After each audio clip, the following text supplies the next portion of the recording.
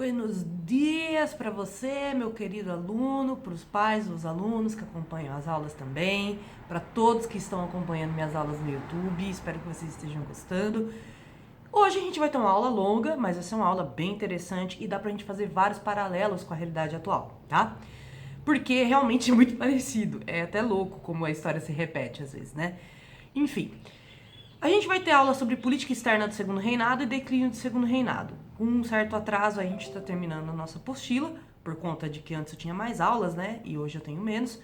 Mas a gente vai conseguir completar numa boa, porque vão ter várias aulas que eu vou conseguir fazer como eu fiz agora, juntar duas aulas para tornar elas uma só, né? Pois são assuntos que dá para fazer isso. Agora, tem assuntos que não dá para você economizar palavras, não dá para você economizar conceitos, né?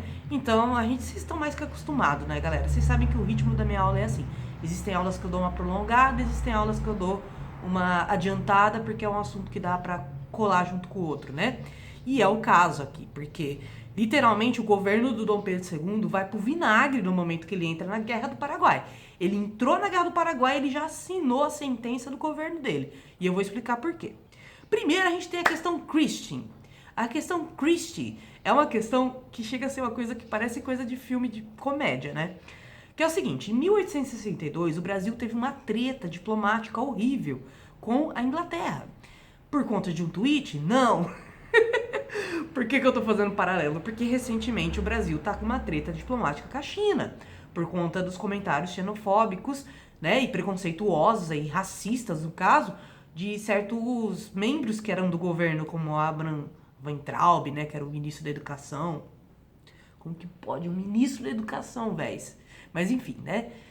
Quem sou eu pra falar alguma coisa aqui, né? Todo mundo sabe como eu penso. Porém, galera, diferente de hoje, que eu acho que lá no futuro os historiadores vão falar assim, putz, cara, vocês acreditam que o ministro da Educação do Brasil fez um tweet falando mal da China e criou uma situação diplomática tensa? Né? E eu falo que é tensa porque, assim, galerinha, a gente ter relações boas internacionais não é uma questão simplesmente de bom camaradismo, né? Ou de admiração pela cultura dos outros países, mas é principalmente comercial, né? Então, essa situação diplomática do Abraham Weintraub aí com a China gerou um problema sério para os comerciantes brasileiros. Entendeu? Que agora estão pagando muito mais caro dos produtos que anteriormente eles compravam por um preço menor, né? Agora, falando aqui, fazendo um paralelo com o Segundo Reinado, essa relação da Inglaterra com o Brasil era mais intensa até do que eu acho que a China é hoje, né? Porque a Inglaterra literalmente monopolizava o mercado brasileiro, né? E numa época que o Brasil sequer tinha indústrias, eram pequenas indústrias, né? E nada extremamente... Gente, eu vou comentar um negócio nas próximas aulas, que assim, normalmente eu gosto que o aluno coma alguma coisa na minha aula e assista. Mas vai ter uma aula que eu vou falar sobre direitos trabalhistas e questões de indústria que eu não vou recomendar você comer não, tá? Porque é assustador, né? Inclusive, recentemente acharam um dedo, né, dentro de uma coxinha, cara. O moleque mordeu a coxinha e tirou o dedo de dentro, cara. Como que pode? Mas aí eu lembrei que teve uma carne em lata humana, né, que acharam lá no começo do século XX, que basicamente era carne de bicho, só que era uma carne que estava misturada com carne humana. E as origens, né? Então, assim, imagina que o Brasil era esse tipo de indústria, que as origens muitas vezes eram duvidosas, né?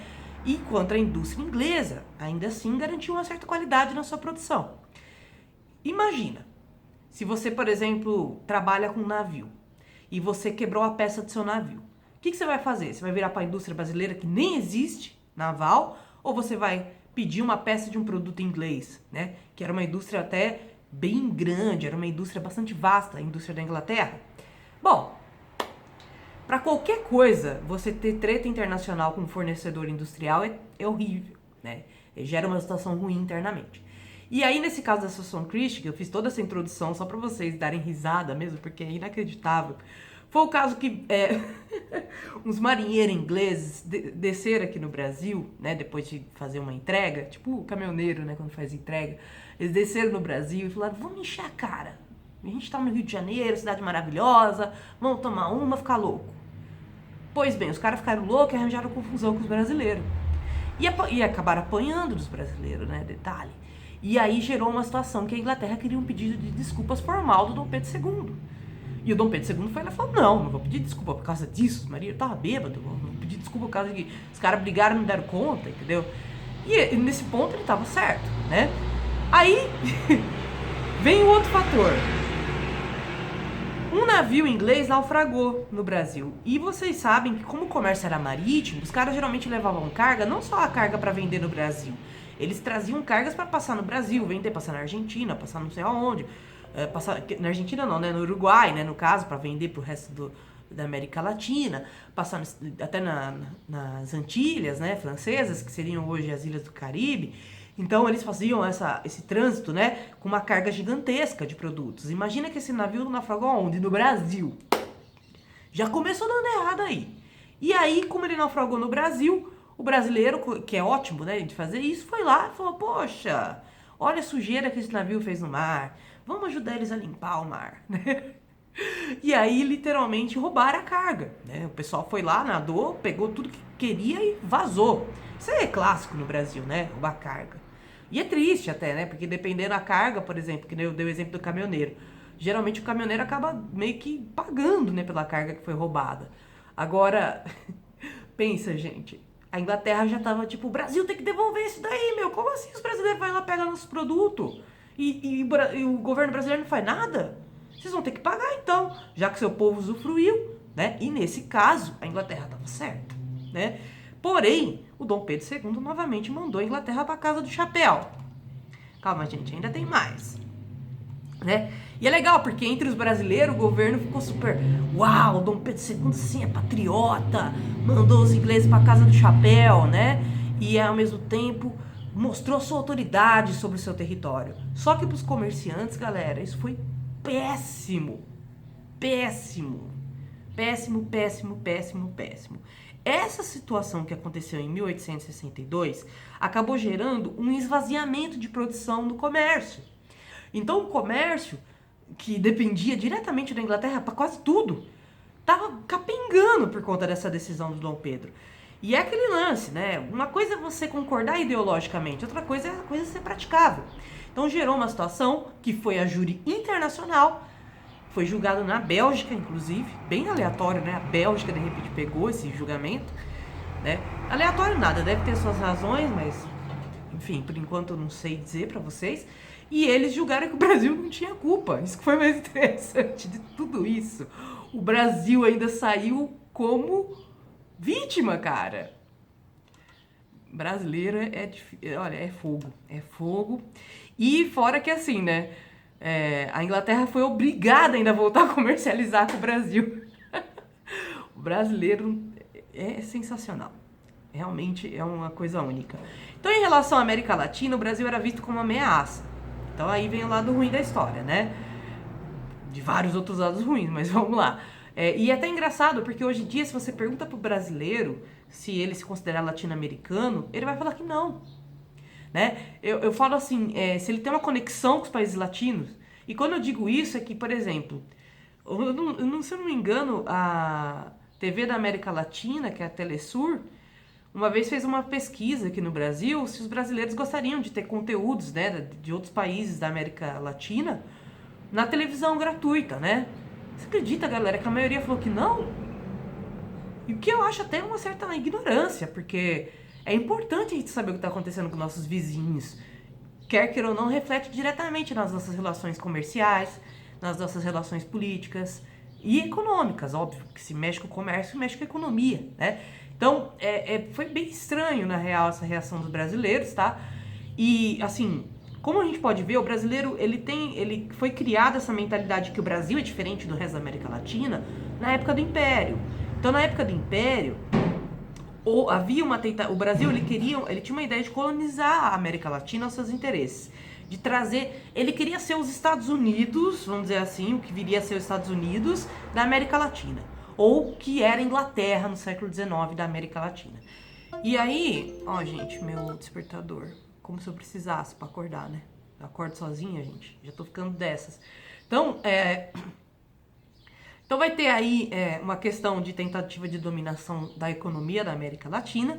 O Uruguai, por ter o principal, a nascente, né, do Rio da Prata, e por ele fazer conexão com o Rio da Prata com outros países, né, na América Latina importantes, o Brasil o tempo todo estava, enquanto império, pressionando a política interna do Uruguai para o Uruguai não se emancipar economicamente e obedecer aos interesses econômicos brasileiros.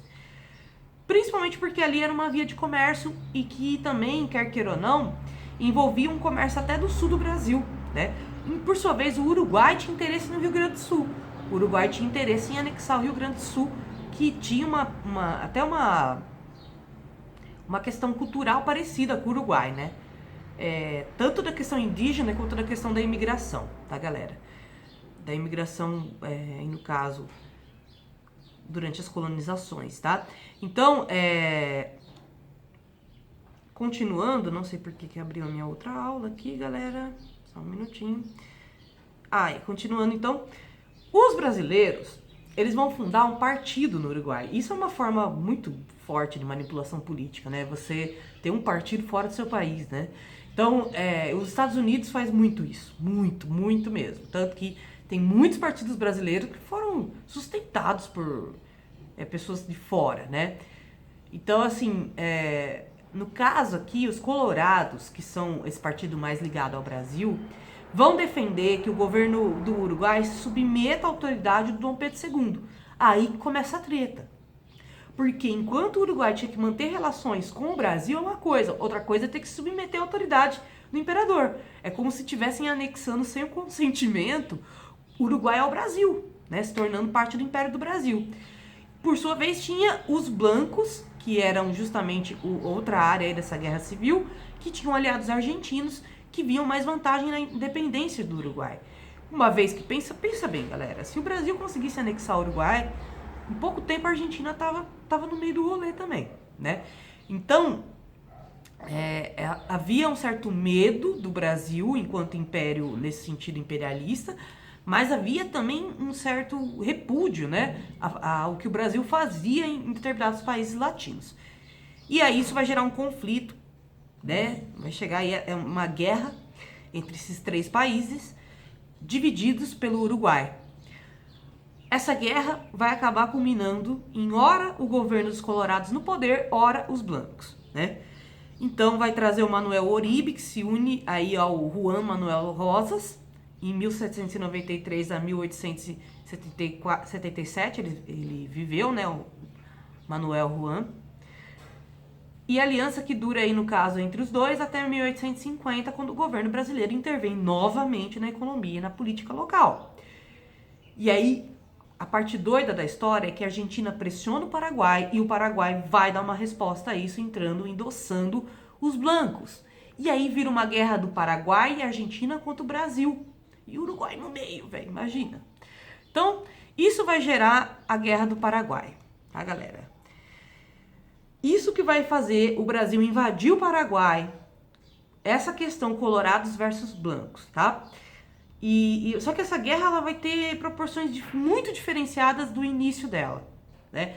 Então, se o início dela era conseguir controlar o Canal da Prata, né, que era o Rio da Prata, e controlar o comércio e monopolizar a política do Uruguai e, consequentemente, anexar o Uruguai ao Brasil, né? O Paraguai tinha medo que o Brasil fizesse o mesmo caminho ali pro lado deles, com razão, e a Argentina também.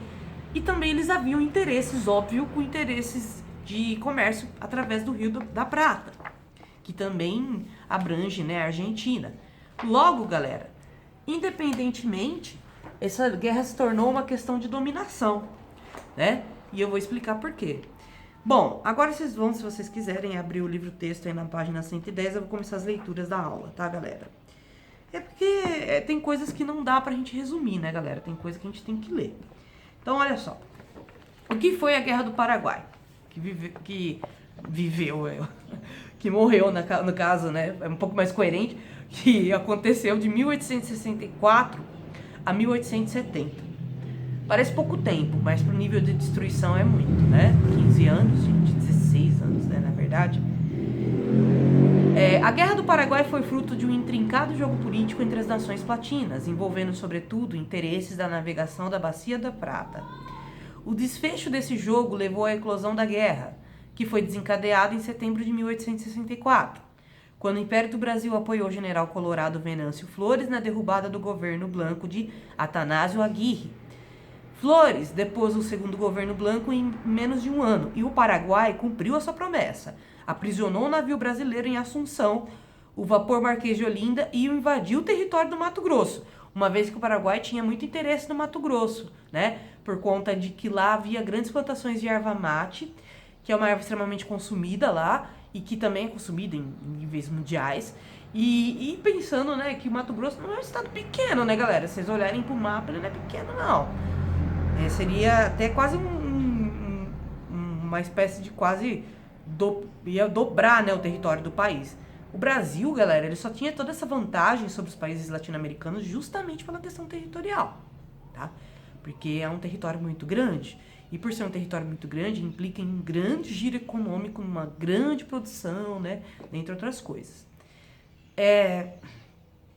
Após a guerra, o início da guerra, desculpa, gente, as negociações diplomáticas lideradas pelo Brasil foram intensas. O político brasileiro José Maria da Silva Paranhos, que viveu em 1819 e vai morrer em 1880, foi bem sucedido em converter o governo argentino de que o Paraguai era uma ameaça ao governo unitarista de Mitre, uma vez que Solano Lopes tentava atrair para o seu lado federalistas das províncias do norte da Argentina. Paranhos também negociou a renúncia de Aguirre e a posse de Flores no Uruguai, sem a necessidade de uma intervenção bélica. O sucesso das negociações abriu caminho para a assinatura de um tratado de cooperação de guerra, conhecido como Tratado da Tríplice Aliança, firmado entre Brasil, Argentina e Uruguai. Gente, aqui a gente já está vendo uma inversão do jogo. Uma vez que se a Argentina antes estava do lado do Paraguai, a partir de agora a Argentina vai ver vantagem na visão do Brasil. E agora o Uruguai já não é o grande X da questão, mas dominar o território do Paraguai já se torna um fator importante, né? Gente, e é muito louco, né? Porque eles conseguiram convencer através, literalmente, da manipulação política os outros países. E não através da guerra. O que é bem surpreendente para a época, né? Falando assim. Então, além das dificuldades financeiras em adquirir... desculpa, gente, eu pulei uma parte. Mesmo antes da guerra, o Paraguai havia encomendado grandes carregamentos de armas da Europa, incluindo fuzis, canhões, navios blindados, mas o isolamento geográfico do país impediu a sua entrega.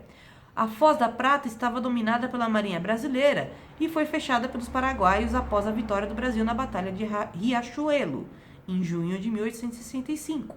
Mesmo assim, o poder bélico paraguaio era grande. O país vivia em constante estado de alerta desde sua independência, pois esperava por uma nova invasão argentina a qualquer momento. Além de grandes contingentes de tropas, possuíam poderosas fortalezas construídas nas margens dos seus rios. Os brasileiros subestimaram o poderio paraguaio e esperavam uma guerra rápida, que se estenderia por mais de 5 anos. É triste, porque muito brasileiro foi para a guerra achando que ia ser uma coisa rápida e acabou quase que enlouquecendo no processo da guerra. Porque as condições... Se você vai para uma guerra...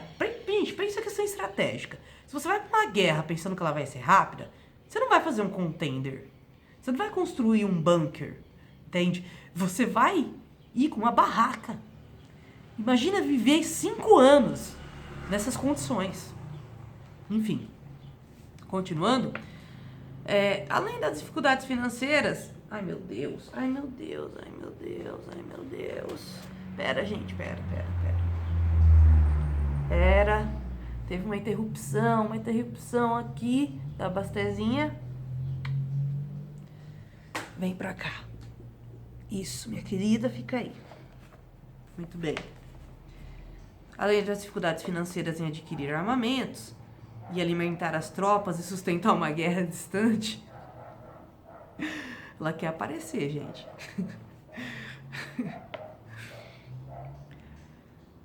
Da capital e do centro político e econômico do Brasil, bem distante, né, galera? Lembrando que a capital do Brasil era o Rio de Janeiro, né? O governo imperial enfrentou outros obstáculos que contribuíram para a extensão da duração do conflito. No início, não havia arregimentar de tropas. Poucas pessoas se voluntariaram para a guerra. E uma solução encontrada foi enviar escravos, comprados pelo governo e libertados para a luta. conhecidos por libertos de guerra. Tem até uma rua aqui, Taquaritinga, que tem um nome, né? Rua dos Libertos de Guerra. A maior parte das batalhas ocorreu na regiões alagadiças e nas margens do rio, tanto Paraguai quanto no Mato Grosso, na região do Pantanal. A água contaminada alastrou a cólera e a diarreia entre as tropas, causando muitas baixas. A rede de fortalezas paraguaias também dificultou o avanço do exército e da marinha. O Maiatá, a mais bem armada e fortificada delas, resistiu por 3 anos a ataques constantes da força da Tríplice Aliança. A opinião pública brasileira reclamava da demora na resolução do conflito e os jornais criticavam a atuação do Império, acusando-o de negligência e inoperância. Aí tem um quadradinho sobre as mulheres na Guerra do Paraguai. Durante a guerra, muitas vezes os soldados levavam suas companheiras ou acabavam encontrando em meio às muitas mulheres que acompanhavam as tropas. Elas viviam de sobras e de serviços prestados aos soldados, como lavar e cozinhar.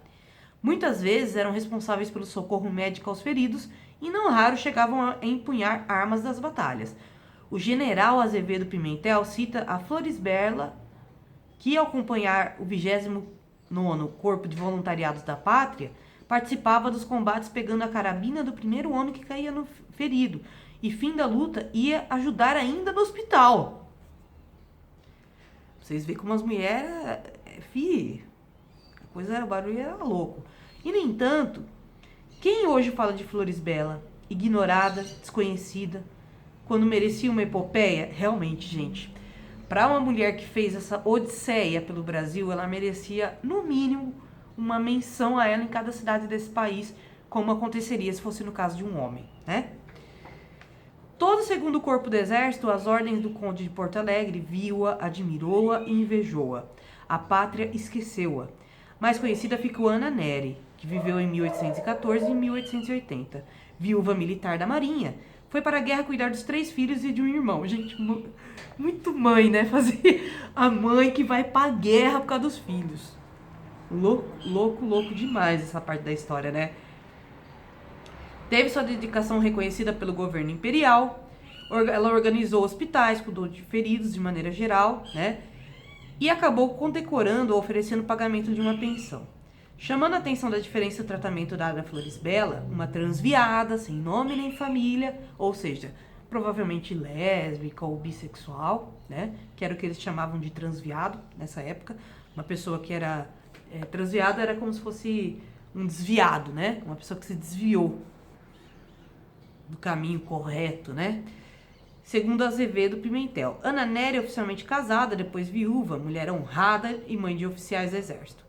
Não tinha a virtude de Ana Nery, mas como Madalena da Bíblia, merecia achar um Cristo que a amasse e a venerasse. Tá?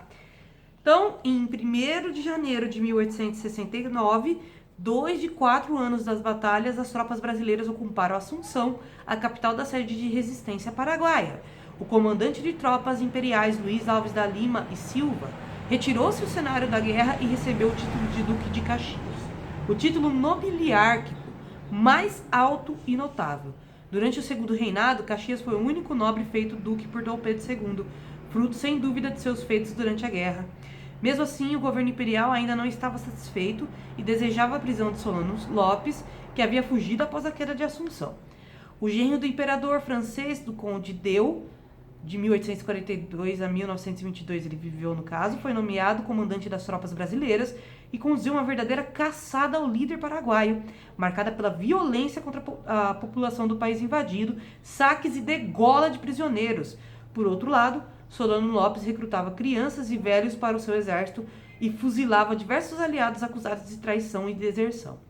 Ou seja, não foi bonita para lado nenhum essa guerra, né, galera? Foi uma carnificina. A situação era calamitosa para todos os soldados envolvidos, não importava a nacionalidade, faltava alimento, armamento, as chuvas dificultavam a locomoção, feita por muitos dias no meio da lama. Ainda mais nessa região do Pantanal, que geralmente chove muito, né? Quando pega para chover, chove dias e dias seguidos. Tanto que é até perigoso, né, para as pessoas viver sobre essa condição. A Tríplice Aliança organizou um governo provisório no Paraguai e impôs duros termos de rendição. O país foi invadido e considerado culpado pela guerra, obrigado a pagar indenizações. Os territórios paraguaios foram cedidos à Argentina e ao Brasil, e as riquezas das famílias que governavam o país foram confiscadas. A população paraguaia foi completamente desconfigurada. Com o massacre da população masculina, o país havia gerado uma situação de declínio demográfico que poderia se estender por muitos anos. O Paraguai poderia ser a maior potência da América Latina se não fosse por essa guerra, pois eles já estavam modernizando-se, ele já era uma república, eles já tinham uma noção de conhecimento de até proteção, né, nacional, tanto que eles pediram armamento para os ingleses, foi um infortúnio, né, não ter chegado literalmente, e eles já tinham umas ideias progressistas, inclusive capitalistas, né, de noção de nação. Porém, não foi suficiente para frear, no caso, a guerra tanto do Brasil quanto da Argentina. Durante a guerra, o Brasil infectou, contaminou os rios, como o Rio do Paraguai.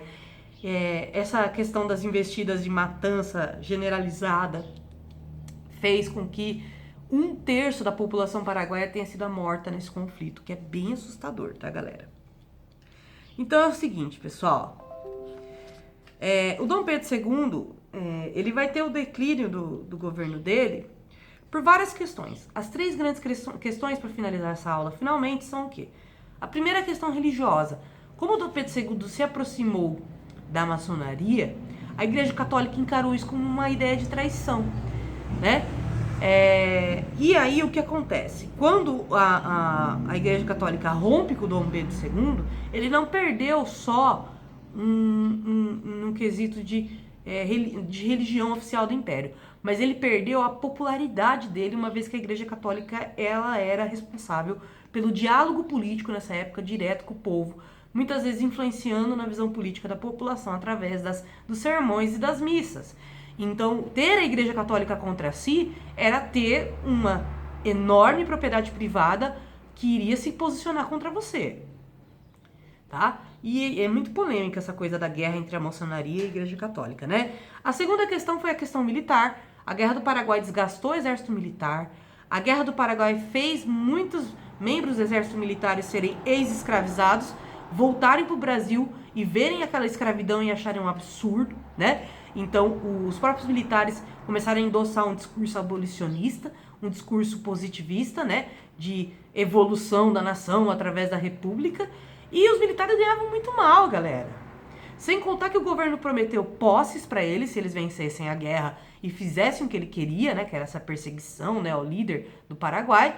Só que chegou no Brasil, ele mandou os caras pra favela. Então, assim, os militares ganhavam mal para o tempo todo estarem indo contra a população, entrando em guerras colossais, como essa Guerra do Paraguai, né?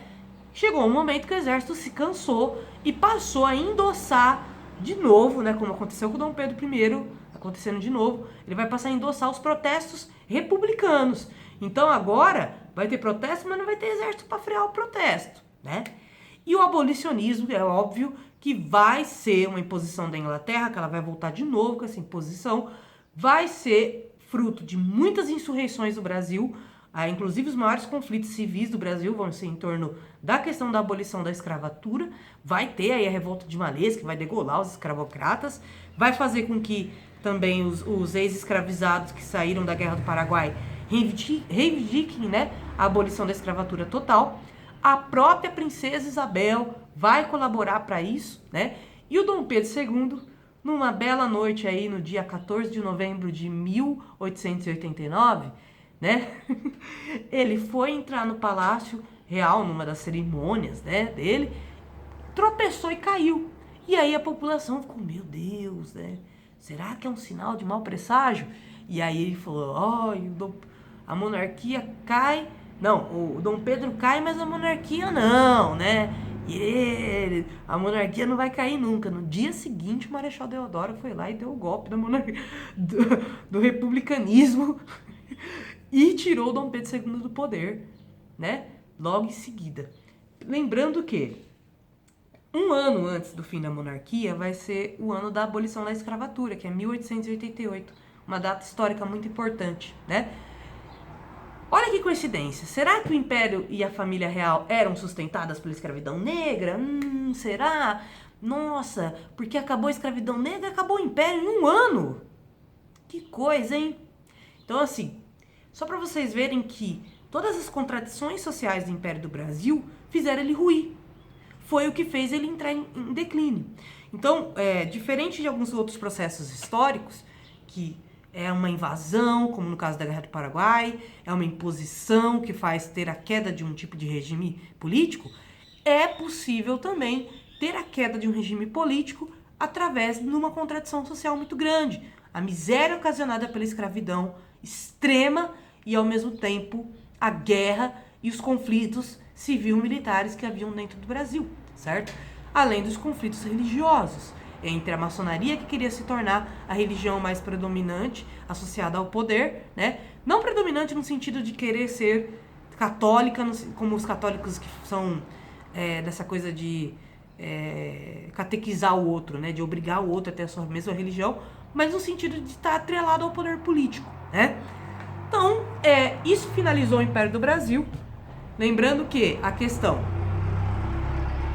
do café, que vai ser uma crise, que vai gerar uma crise do Império do Brasil por conta dos escravizados, né? Aí vai ter a imigração, os imigrantes vão trabalhar muito mal, não vão conseguir mais trazer imigrante para o Brasil, né? Isso vai acontecer agora posteriormente na República, mas o Dom Pedro II, ele não apresentou uma forma plausível de substituir a mão de obra escrava que havia dentro dos campos. Gerou uma falta de mão de obra, o que fez até os cafeicultores mais retrógrados muitas vezes endossarem a ideia de liberalismo político, de substituir a mão de obra por uma mão de obra assalariada, uma vez que eles não iam ter como comprar mais escravos, muitos escravizados estavam já libertos da guerra, não podiam ser reescravizados, então seria mais barato pagar mensalmente um salário do que pagar um escravo, numa época que o contrabando era arriscadíssimo por conta da Inglaterra. Então, elites do oeste paulista da vida, Rio de Janeiro, né, Minas Gerais, as elites oligarcas vão se colocar contra o governo de Dom Pedro II pensando, poxa, a gente pode continuar fazendo tudo o que a gente faz sem precisar sucumbir à autoridade do rei.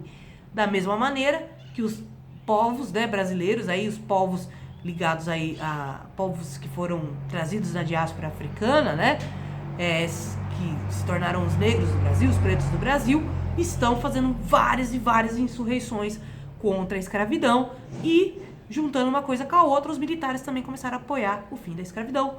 Acabou a escravidão, acabou o Império do Brasil. É isso, meus queridos. Acabei a aula, faço os exercícios referentes às aulas 17 e 18, tá? Mandem pra mim no meu e-mail, espero que vocês estejam bem.